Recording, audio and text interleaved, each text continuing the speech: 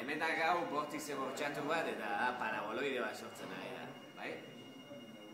Hemen pixkat reduzitzen baitzu revoluzioak.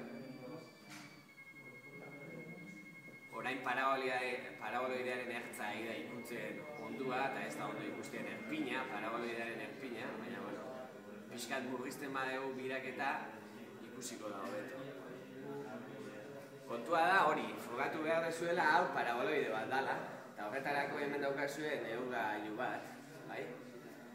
Vertikalki honek sentimetroka badauzka koska batzuk, honek jetxita gora eta bera juna aldezue. Paraboloidearen korte bat, parabola bat danez, egin behar dezuena honekin jetxi beheraino eta ikutu paraboloidearen beheko ertza. Eta gero, gora igo igual zentimetro bat eta esan, zentimetro bat igo baldin badet, eskubira edo eskerrera, simetriagatik zenbat jun behar dut, ikutu arte parabolaren perfila, bale?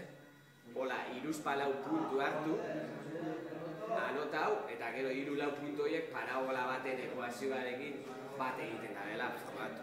Eta parabola horren ekuazioa emango dizuet, ze da bira minutuen amengo abiadura angeluarraren parabolaren K, R berbi konstantea K hori, da bira minutuekiko dependientia.